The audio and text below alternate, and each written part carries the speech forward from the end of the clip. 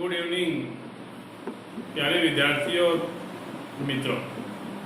Gogaji Hindi point classes में आपका हार्दिक अभिनंदन है। आपका प्यार दुलार देखकर वीडियो बनाने का मन करता है। इसी प्रकार से आप प्यार दुलार करते रहें हमारे साथ और सब्सक्राइब करें और हिंदी सीखें। तो देखो, पिछला वीडियो था अपना, उस पिछले वीडियो में हमने स्वर का जो विश्लेषण था वो किया था। स्वर के अंदर क्या चीज़ें आनी चाहिए थी वो हमने की थी। अब हम उस वीडियो को छोड़ के उसी टॉपिक को लेकर उस टॉपिक के अंदर उसके बाद में छोटे छोटे टॉपिक और आने वाले हैं। अब जैसे दूसरा टॉपिक आज आएगा व्यंजन। तो व्यंजन ये हम करेंगे। स्वर हमने कर लिए, अब हम क्या कर रहे हैं? व्यंजन कर रहे हैं। तो व्यंजन क्या होता है मित्रों दोस्तों? व्यंजन वह होता है जो हमें मुख की सहायता से बोलते हैं और जब भी रुकावट के साथ, बाधा के साथ जैसे मुख से निकलते हैं और मुख के अंदर अपने जो उच्चारण स्थान बने हुए हैं और उनसे स्पर्श होके निकलेंगे वर्ण और उसके बाद में दूसरों के व्यक्ति के कानों तक पहुंचेंगे तो वो क्या कहलाएंगे? व्यंजन कहलाएंगे। और उसी व्यंजन को आज हमें कर रहे हैं। तो सबसे पहले व्यंजन निम्न प्रकार के होते हैं। तो व्यंजन के जो भेद हैं उन भेदों के बारे में हम वर्णन कर रहे हैं। तो इनके भेद है वो निम्न होते हैं। कौन कौन से हैं? पहला आ जाएगा, तो पहले के अंदर क्या आ जाएगा? स्पर्श व्यंजन। अब स्पर्श व्यंजन आ गया तो स्पर्श व्यंजन में क्या होगा? ये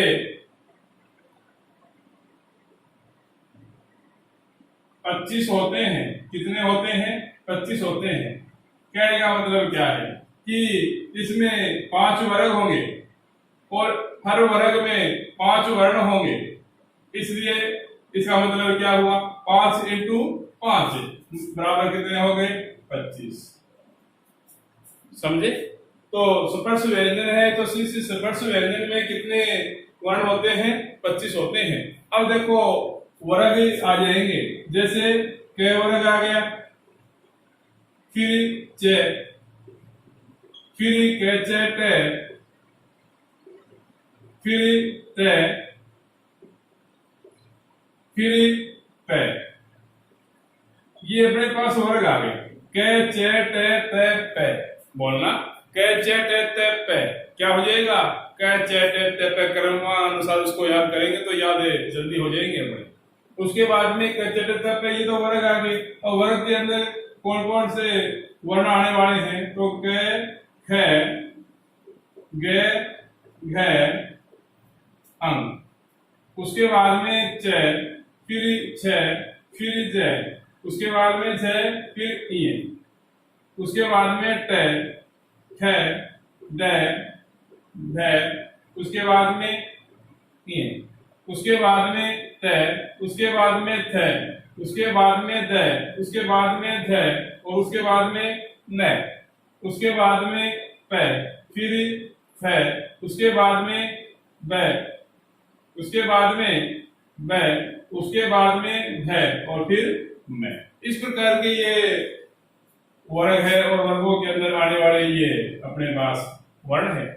तो देखो मित्रों, दोस्तों, विद्यार्थी कि ये क वर्ग, च वर्ग, ट वर्ग, त वर्ग और प वर्ग आते हैं सभी को। इसी के अनुसार तो इनको सीख के तो हमने आगे हिंदी सीखी है। लेकिन जो कंपटीशन होता है ना, उसमें बहुत ये सामान्य सी नॉर्मल चीज है, मजाक में नहीं लेनी है। और ये नॉर्मल चीज है ना, वो पहाड़ बन जाती है। फिर इन्हीं में से प्रश्न पूछा जाता है और वो प्रश्न हमारा गलत हो जाता है। फिर हम माथा पीटते हैं कि अरे ये तो हमें बचपन से सीखा हुआ है, फिर हमारा गलती क्यों होता है? तो इसी का नाम तो कंपटीशन है। और कंपटीशन में इसी प्रकार के प्रश्न पूछे जाते हैं, हमें उलझाया जाता है और हम उलझ जाते हैं उसमें। और इसी उलझन को दूर करने के लिए तो हम अपना चैनल लेके आए हैं आपके पास। तो विद्यार्थियों देखो, ये कै हो गया। अब इसमें कितने आए? 5। उसके बाद में इसमें कितने? 5। उसके बाद में इसमें 5, फिर 5 और उसके बाद में 5। कितने हो गए?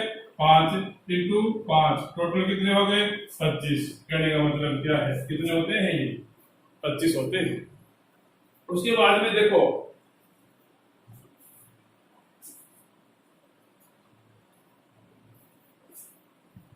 पहला आ गया अपना सपष्ट व्यंजन। उसके बाद में 2 नंबर पे क्या आने वाली चीजें हैं? 2 नंबर, 2 नंबर पे है अंतस्थ व्यंजन। अब अंतस्थ व्यंजन में 4 चीजें आएगी, 4 वर्ण आने वाले हैं। किसमें आएंगे? अंतस्थ में। और अंतस्थ में 4 आने वाली चीजें कौन सी है? ये आ गया रे, ले और वे। ठीक है, ये भी 4 है। उसके बाद में अंतस्थ आ गया। उसके बाद में 3 नंबर पे क्या आएगा? उसम व्यंजन। उसम व्यंजन। अब उसम व्यंजन आएगा तो उसम व्यंजन में कौन सी चीजें आएगी? से, उसके बाद में से, फिर से और उसके बाद में है, ये चीजें आएगी। ठीक है, तो उसम व्यंजन में से है आ गया और अंतस्थ व्यंजन में ये रे आ गया। ये 4 हो गए। इसको संघर्षी व्यंजन भी कहते हैं। किसको? तो ये उसम व्यंजन है, इसको संघर्षी व्यंजन भी कहते हैं। जब संघर्षी व्यंजन का जिक्र आया है तो ऊपर की बात बतानी पड़ेगी। अब देखो, जो हमने वर्ग किया था कै चे टे पे, और जो अपना दूसरा वर्ग है चे वर्ग, और चे वर्ग है उसके अंदर क्या चीजें आई थी? चे, छे, जे, झे, ये आई नहीं, ये 5 वर्ग आए थे चे वर्ग। अब जो ये चे वर्ग है, पूरा का पूरा चे वर्ग है, ये क्या कहलाएगा? सपष्ट व्यंजन है ये तो, इसलिए इसका क्या हो जाएगा? सपष्ट संघर्षी। समझ गए? तो सपष्ट संघर्षी पूछ लेगा तो कौन सा वर्ग आने वाला है? चे वर्ग। ये 5 वर्ण आ जाएंगे। और अगर संघर्षी व्यंजन पूछेगा तो ये 4 आएंगे, से और है। आगे चले।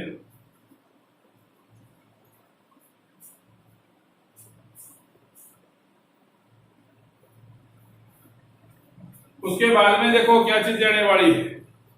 अब 2 चीजें आएगी अपने पास। एक तो आएगा 4 नंबर पे अल्प प्राण, और 5 नंबर पे क्या आएगा? महाप्राण। अब अल्प प्राण और महाप्राण इनके बारे में समझना है। जैसे मैं वर्ग लिख दूं पहला, के, खे, गे, घे, अंग। ठीक है, अब ये के, खे, गे, घे, अंग ये आ गया।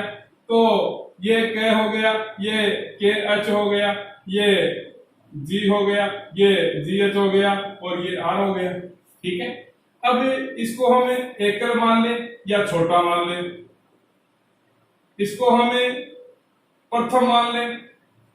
ठीक है, ये इसको हमें बड़ा मान ले, द्वितीय मान ले, इसको हमें तृतीय मान ले, छोटा मान ले। ठीक है, इसको हमें बड़ा मान ले, चतुर्थ मान ले। उसके बाद में इसको पंचम मान ले और या फिर छोटा मान ले। समझने की बात है। इस प्रकार से अगर हम तैयारी करते हैं ना तो भूलते नहीं। उसके बाद में देखो, अब अल्प प्राण है। अल्प का मतलब क्या होता है? थोड़ा, और थोड़ा का मतलब कम, और कम का मतलब सिंगल, अकेला। अकेला का मतलब छोटा, और छोटा का मतलब प्रथम। कितने भी बना सकते हैं, याद रखना है हमें। तो अब अल्प का मतलब थोड़ा हो गया, कम हो गया, सिंगल हो गया, छोटा हो गया, प्रथम हो गया। अब देखो, जो छोटा है, जो प्रथम है, वो तो किस में आ जाएगा? अल्प प्राण में। ठीक है, कहने का मतलब क्या है कि प्रत्येक वर्ग का प्रथम, तृतीय, पंचम वर्ण आएगा। प्रथम तृतीय पंचम वर्ण प्रत्येक वर्ग का किस में जाएगा? अलग प्राण में जाएगा। सभी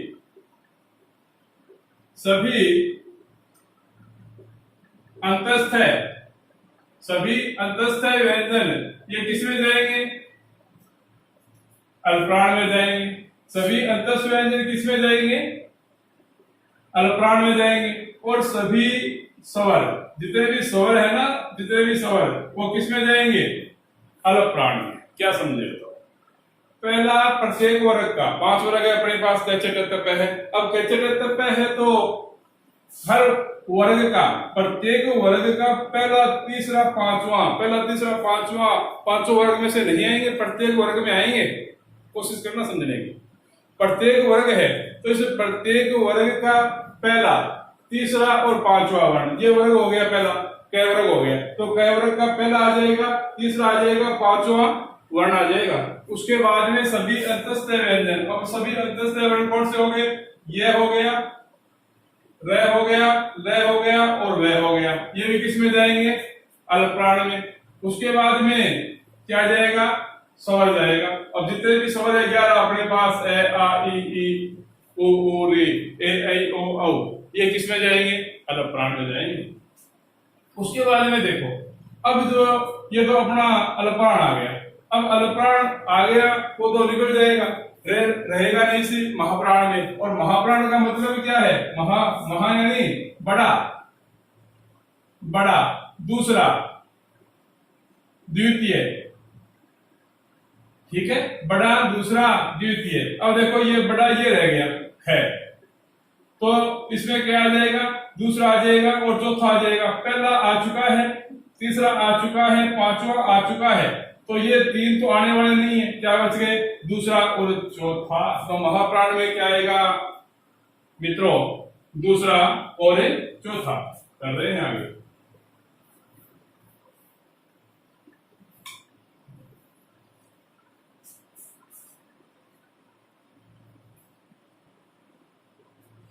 तो महाप्राण में क्या आएगा? दूसरा, चौथा और सभी उसमें व्यंजन आएंगे। समझे? तो महाप्राण में क्या आएगा? हर प्रत्येक वर्ग का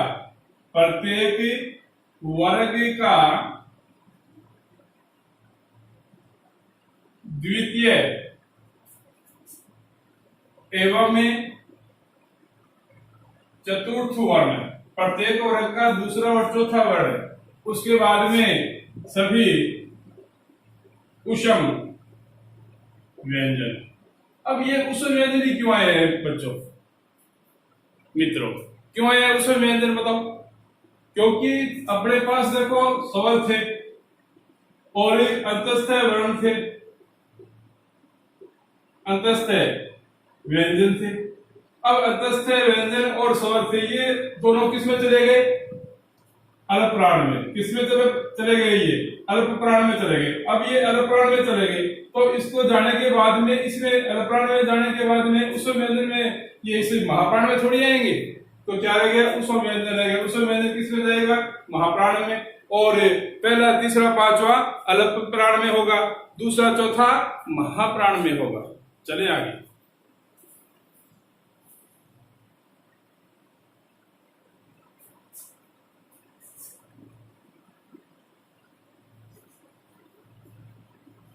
उसके बाद में देखो क्या आने वाली चीजें हैं। एक तो आएगा घोष, जिसको हम सघोष भी बोल सकते हैं व्यंजन, ठीक है। घोष और सघोष भी बोल सकते हैं। और उसके बाद में क्या आएगा? अघोष, ठीक है। अब घोष सघोष, घोष सघोष से क्या होता है?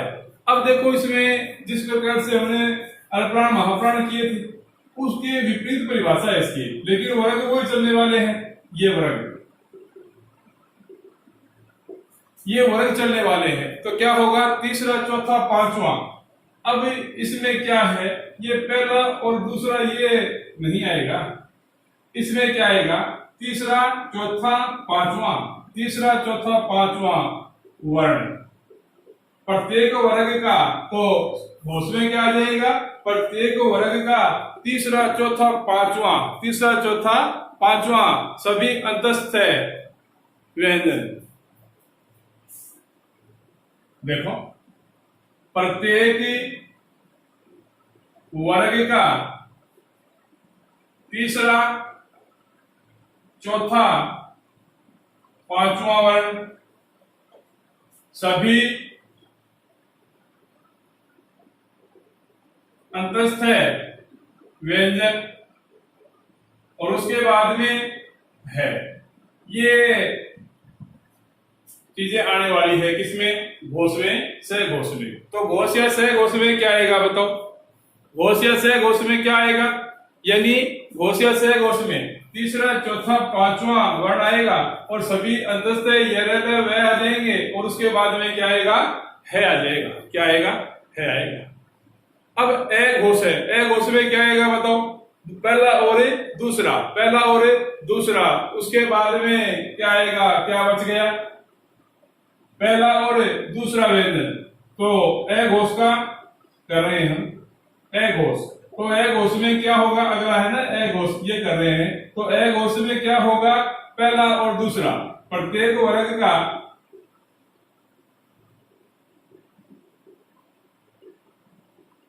पहला और दूसरा वर्ण, प्रत्येक वर्ग का पहला और दूसरा वर्ण। ये पहला और दूसरा वर्ण है, ये तो ए घोष में आ जाएगा। ए में, ए का मतलब पहला कर लेना, तो पहला और दूसरा ये तो किस में आ जाएंगे? ए घोष में।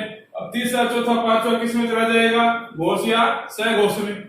उसके बाद में जितने भी अंतस्थ व्यंजन है या रेलव है, ये किस में आ जाएंगे? घोष में, और उसके बाद में है आ जाएगा। अब अंतस्थ व्यंजन आ गए, है आ गया, क्या बच गया? से ये भी किस में आएंगे? ए घोष में आएंगे। आ रहा है ना समझ में? तो इस प्रकार से हमें समझते रहना है। उसके बाद में देखो,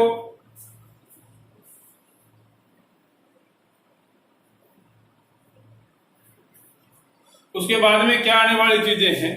क्या आएगा बताओ? संयुक्त व्यंजन। अब संयुक्त व्यंजन क्या होता है? दो भिन्न व्यंजनों के मेल से जो बनता है उसे क्या कहते हैं? संयुक्त व्यंजन।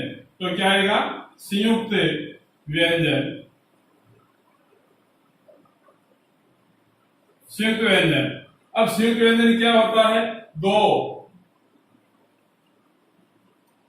व्यंजनों के मेल से जो मिलकर बनते हैं उन्हें क्या कहते हैं? संयुक्त व्यंजन कहते हैं। जैसे अक्षय, कक्ष्य बोलते हैं ना उसको, उसके बाद में त्रय, उसके बाद में ज्ञ, उसके बाद में श्रेय, और उसके बाद में घ। ये है, ये संयुक्त व्यंजन के रूप में आते हैं। तो ये क्षय कैसे बढ़ेगा? आधा क और पूरा स, आधा क पूरा स। ठीक है, हो गया। उसके बाद में त्रय, तो त्रय आधा और फिर र पूरा, ज आधा ज पूरा ये, श्रेय आधा स फिर र, आधा द फिर ये। इस प्रकार से मित्रों दोस्तों ये संयुक्त व्यंजन के रूप में आने वाली चीजें हैं। तो संयुक्त व्यंजन में क्या होगा कि दो व्यंजनों के मेल से जो मिलकर बनते हैं उन्हें संयुक्त व्यंजन कहते हैं। अब संयुक्त व्यंजन हो गया तो संयुक्त व्यंजन क्या हो जाएगा? क और श हो जाएगा क। उसके बाद में त्रय और त्रय आधा और र पूरा हो जाएगा। ज्ञ में ज आधा ये पूरा हो जाएगा। श्रेय में स आधा र हो जाएगा पूरा, और ध में द आधा और ये हो जाएगा। उसके बाद में क्या होता है? अनुनासिक, अनुनासिक व्यंजन। अब अनुनासिक व्यंजन समझ रहे हैं सारे ना? क्या होता है बताओ? कि प्रत्येक वर्ग है, कितने वर्ग हुए? 5, और पांचों वर्ग के जो अंतिम वर्ण है पांचों वर्ग के, जैसे क वर्ग है तो क वर्ग का कौन सा आ गया बताओ? क वर्ग का कौन सा आया? क वर्ग। क वर्ग है, इसका कौन सा आ गया? अंग आ गया। च वर्ग है, इसका कौन सा आया? ट वर्ग है, इसका कौन सा आया? ते थे दे थे ने। पे फे बे भे में। अब ये जो अंग ई है, अण ने में, अब जो प्रत्येक वर्ग का जो अंतिम में वर्ण है, प्रत्येक वर्ग का जो अंतिम वर्ण है, ये किस में जाएगा? किस में जाएगा? अनुनासिक में। किस में जाएगा? अनुनासिक में। तो क्या कर रहे हैं अगला टॉपिक? अनुनासिक। अनुनासिक। तो समझे अब अनुनासिक में क्या होगा कि प्रत्येक वर्ग का पंचम वर्ण आने वाला है इसके अंदर।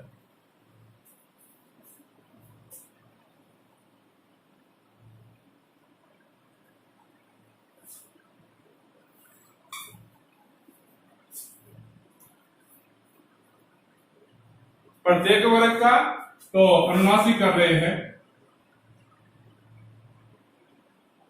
अनुनासिक तो इसमें क्या होगा? प्रत्येक वर्ग का पंचम वर्ण। अब प्रत्येक वर्ग का पंचम वर्ण समझ गए क्या हुआ? बताओ, प्रत्येक वर्ग का पंचम वर्ण क्या हुआ? जैसे अंग हो गया, उसके बाद में यह हो गया, उसके बाद में यह हो गया, उसके बाद में न हो गया, उसके बाद में मैं हो गया। अब इसको स्पष्ट करने के लिए क्या लिखते हैं? इनके स्थान पर अनुस्वार। क्या लिखते हैं? इनके स्थान पर अनुस्वार लिखते हैं। इसको स्पष्ट करने के लिए इनके स्थान पे अनुस्वार का प्रयोग करते हैं। और अनुस्वार का प्रयोग क्या होता है? इस प्रकार से। तो इसके स्थान पर अनुस्वार है वह चंद्र बिंदु। अनुस्वार वह चंद्र बिंदु का प्रयोग है।